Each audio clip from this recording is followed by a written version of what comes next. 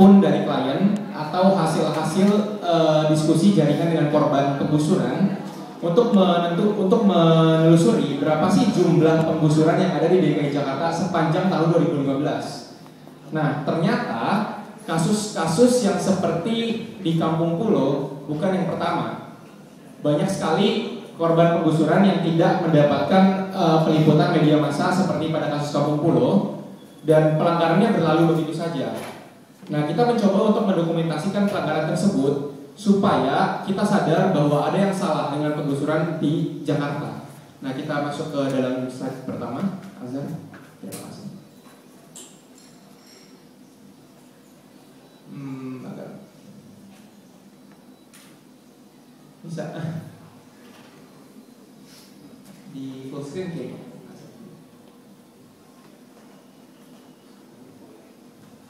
Iya.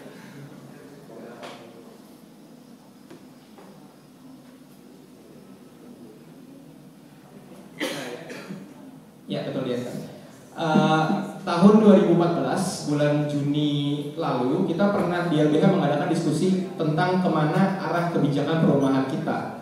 Waktu itu keluar fakta ini dari narasumber kita yang menyatakan bahwa 3.200 warga DKI tergusur setiap bulannya sepanjang tahun 2007 sampai 2012. Artinya itu kepemimpinan Pak Fauzi Bowo sebelum era Pak Jokowi.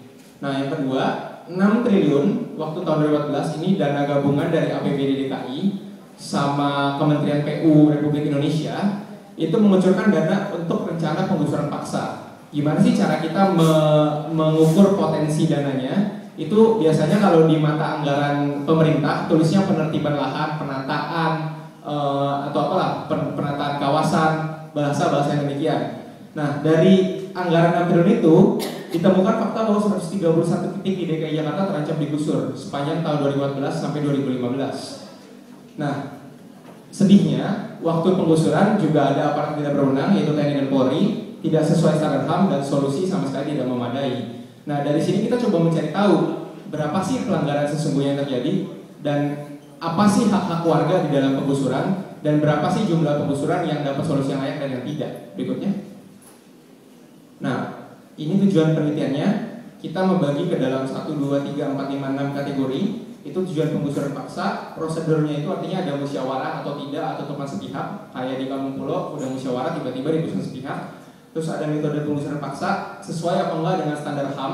Yang ketiga, sumber dana untuk mengetahui siapa pelaku penggusuran paksanya. Yang keempat, tawaran solusi. Benar nggak sih ada solusi setelah penggusuran paksa dilakukan?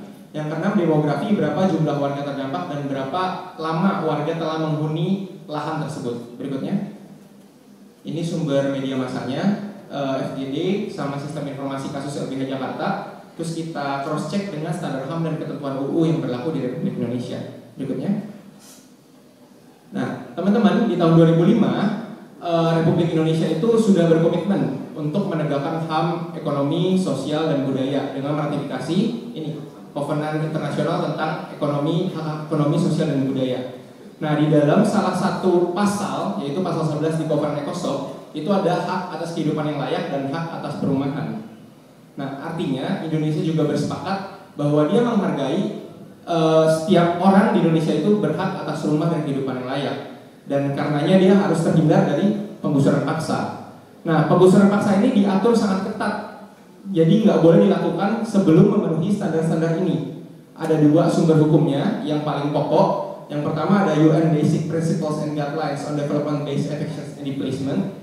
Yang kedua ada pendapat umum PBB nomor 797 tentang penggusuran paksa. Sebenarnya ada satu lagi, pendapat umum PBB nomor 4 tahun 91 yang merumuskan tentang kategori rumah yang layak itu seperti apa. Tapi karena kita fokus pada penggusurannya, kita berpatokan pada 2 standar ini. Nah, kalau teman-teman baca sekilas dari musyawarah, pemberitahuan, alternatif, data-data yang lengkap, kehadiran, tidak lakukan cuaca buruk pada malam hari, peluang pemulihan hukum, ada bantuan hukum, rasa-rasanya kita sudah bisa meraba bahwa penggusuran yang terjadi di Indonesia sama sekali tidak memenuhi standar ini. Tapi yuk kita lihat faktanya. Next. Nah, teman-teman, kita coba lihat penggusuran paksa berdasarkan lokasi.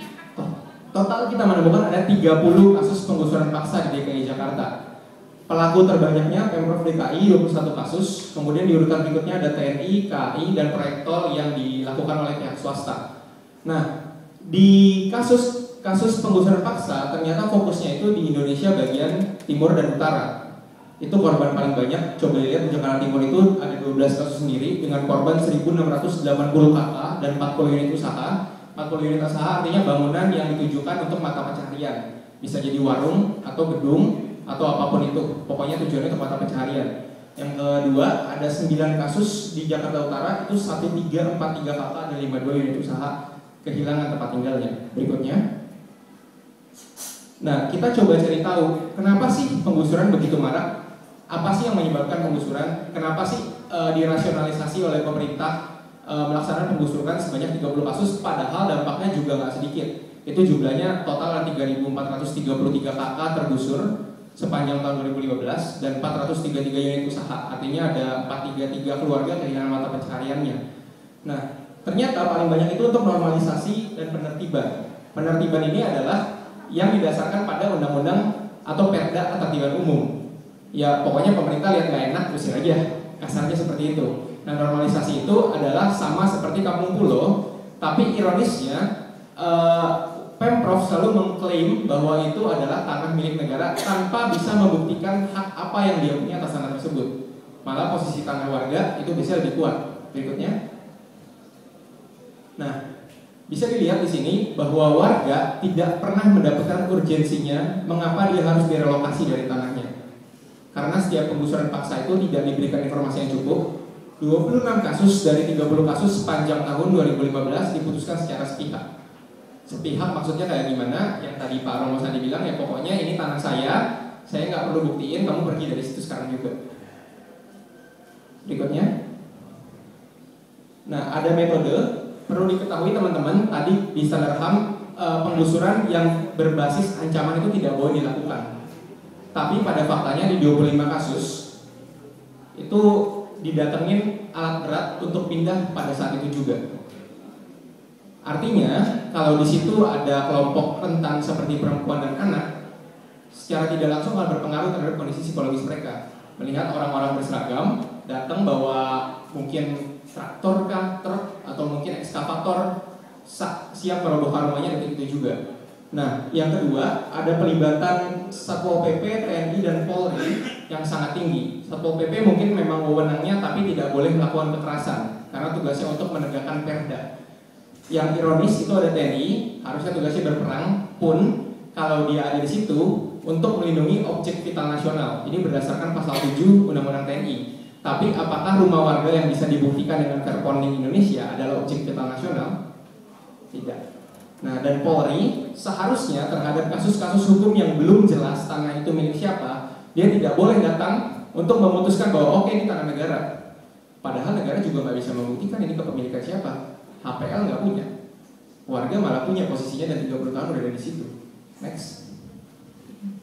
Nah, sumber dana penggusuran paksa, Kampung Pulau bukan satu-satunya korban yang disebabkan oleh Pemprov DKI. Ada 21 kasus, sumber dananya APBD. Artinya pelaku terbanyak dan penyebab orang tidak bertempat tinggal dan kehilangan unit usaha di Indonesia itu ya Pemprov DKI Jakarta. Motifnya bisa digali di slide yang pertama tadi, normalisasi dan penertiban. Yang kedua, next slide. Ada tawaran solusi bagi warga terdampak. Kita mencoba untuk menelusuri testimoni warga dari media massa ataupun klien untuk menilai apakah ganti rugi yang ditawarkan oleh pemerintah ataupun pihak lain yang melakukan penggusuran itu sudah masuk dalam kategori layak atau belum. Nah, dari informasi yang berhasil kita himpun, setengahnya ternyata bahkan tidak diberikan solusi sama sekali. Biasanya alasan yang paling lazim adalah tidak ber-KTP di DKI Jakarta, atau ya udah siapa suruh nempatin lahan milik negara. Padahal membuat seseorang tidak memiliki tempat tinggal yang layak dan juga pekerjaan yang layak adalah tugas pemerintah. Artinya kalau dia merelokasi satu orang, tidak boleh kualitas hidup orang ini menurun setelah dia direlokasi, apapun penyebab dia direlokasi. Nah, yang kedua ada ganti rugi materi dan relokasi. Itu yang paling ngetren. Next.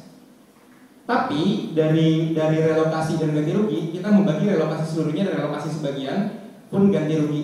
Relokasi seluruhnya yang menurut warga layak hanya 2 kasus, yang tidak layak ada 1 kasus. Artinya cuma 3 kasus yang direlokasi seluruhnya dan warganya dapat tinggal penuh.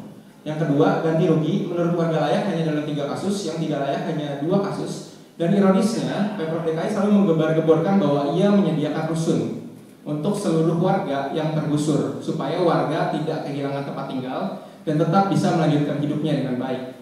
Pada kenyataannya, bisa lihat 7 kasus itu hanya sebagian warga yang dipindahkan. Sebagian ini bisa banyak, bisa 1/10, 1/4, setengah, atau mungkin 90%. Tapi pastinya di dalam kasus-kasus penggusuran paksa itu ada orang-orang yang tidak mendapatkan rumah dan hidupnya entah kemana, mungkin pulang kampung. Kalau saya baca di beritanya ada yang pulang kampung, ada yang tidur di halte, ada yang nginep di kontrakan saudaranya. Itu macam-macam di banyak kasus. Berikutnya.